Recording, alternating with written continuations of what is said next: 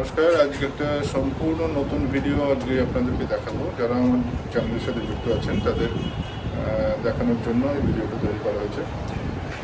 এটাই বক্তব্য এই ভিডিওটার মাধ্যমে যে অ্যালোপ্যাথিক সিস্টেমে অপারেশন করার পরেও যে কেসগুলো আনট্রিটেড থাকে, ঠিকমতো রেজাল্ট পাওয়া যায় না, সাকসেসফুল হয় না অপারেশন, সেরকম কেস হোমিওপ্যাথিক মেডিসিনে কত সুন্দর ভালো আছে সেটা দেখানোর জন্য এই ভিডিওটা। আজকে একটা রেকটাল ফিস্চুলা কেস, সেটা অপারেশন হয়েছিল হসপিটালে, কিন্তু তার কোনো রেজাল্ট সে বুঝতে পারেননি পেশেন্ট। পরবর্তীকালে আমার কাছে আসার পরে বেশ কয়েক বছর বাদে এখন কিন্তু সে অনেক ভালো আছে, 75% এরকম ভালো আছে। কেসটা দেখুন, দেখে যদি কিছু কারোর বক্তব্য থাকে, জানার থাকে, তাহলে কমেন্ট বক্সে কমেন্ট করবেন।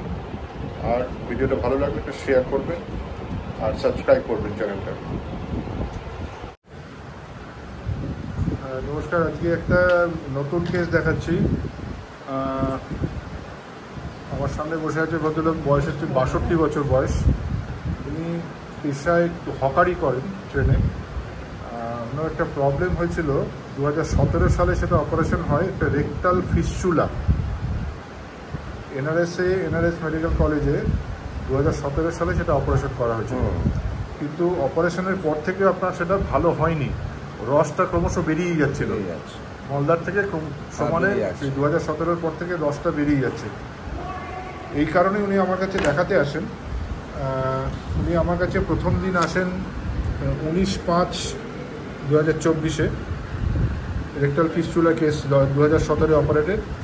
আর যে সিমটমসগুলো ওনার পাওয়া গেছিলো সেটা হচ্ছে উনি ভীষণ হট পেশেন্ট, অর্থাৎ গরমে কষ্ট বেশি হয় ওনার।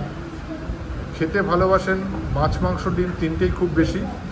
পাঞ্জেন্ট খেতে ভালোবাসেন, অর্থাৎ ঝাল খাবার, ঝাল খুব পছন্দ। ঠিক তো? ঝাল খুব পছন্দ করেন, মাছ মাংস খুব পছন্দ। হ্যাঁ, ঝাল, মাছ, মাংস, ডিম তিনটেই খুব পছন্দ করেন। ঘামটা হয় ওনার খুব বেশি, সেটা অ্যাক্সিলাতে, মানে বগলে খুব ঘাম হয়, এবং কপালে। আর অ্যাভারশন টু সুইট, মিষ্টি পছন্দ করেন না। এগুলোর ওপর, এবং রাগ ভীষণ, ইরিটেবিলিটি ভীষণ রয়েছে, রাগ বেশি রয়েছে। ঠিক, রাগ বেশি, ঠিক। এগুলোর ওপর বেস করে ওনাকে একটা মেডিসিন প্রেসক্রাইব করা হয়েছিল পরপর। সেটা শুধুমাত্র অ্যাসিড ফ্লোরিক অ্যাসিড 200 দিয়ে শুরু করা হয়েছিল, এবং সেটা ফলোড বাই রুব্রাম, এবং আবার ফ্লোরিক অ্যাসিড এখন 1 mg। এখন 1 mg এর পরে আজ 7ই জুলাই। আপনি একটু বলুন আমাকে, আগের থেকে কতটা কমেছে? আগের থেকে কম আছে, 12 আনা কম আছে, 4 আনা আছে। আর আগে যেরকম ছিল আগে রস পড়তো, অনেক রস পড়তো, মানে আন্ডারগার্মেন্টস একদম ভিজে যেত অনেকটা। সেইটা চেঞ্জ করার একটা সুযোগও ছিল না, বা এখনো সুযোগ নেই। কিন্তু পরিমাণটা, যে রসের পরিমাণটা দেখতে পাচ্ছেন, সেটা আগের থেকে অনেকটা কমে গেছে, প্রায় 12 আনা কমে গেছে। ইমপ্রুভিং কেস, খুব ইন্টারেস্টিং কেস। জ্বালা যন্ত্রণাগুলো কমেছে তো? জ্বালা যন্ত্রণা মলদারে সবসময় খুব জ্বালা হতো, সেটাও কমে গেছে, সেটাও নেই। ঠিক, এটা ইমপ্রুভমেন্টটা এটা রয়েছে, এটা যে পরিষ্কার বোঝা যাচ্ছে। আরও কিছুদিন খেলে পরে ওনার পুরোটাই, ওর যে ডিসচার্জটা হচ্ছে, আশা করি পুরোটাই ও শুকিয়ে যাবে। যে ভেতরে যে ফিস্চুলাটা রয়েছে, ফিস্চুলা অর্থাৎ ভেতরে একটা ফুটো হয়ে যায়, নালি হয়ে যায়, যার ভেতরে কোনো প্রোব দিলে পরে সেই প্রোব অর্থাৎ একটা সরু কাঠির মতন জিনিস, সেটা ভেতরে ঢোকালে পুরোটা ভিতরে ঢুকে যায়, এবং ইনফেকশনের জন্য ভেতর থেকে ওই রসগুলো বেরিয়ে আসে, ক্রমশ পুঁজ বেরিয়ে আসে, এবং সেটা দুর্গন্ধযুক্ত।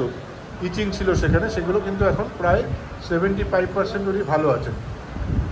আর কয়েকবার ওষুধ খেলে আশা করছি পুরোটাই ভালো হয়ে যাবে, তখন আবার পুরো ফাইনাল রিপোর্টটা ওনার দেওয়া যাবে। আপনার পারমিশন নিয়ে ভিডিওটা করলাম, ধন্যবাদ।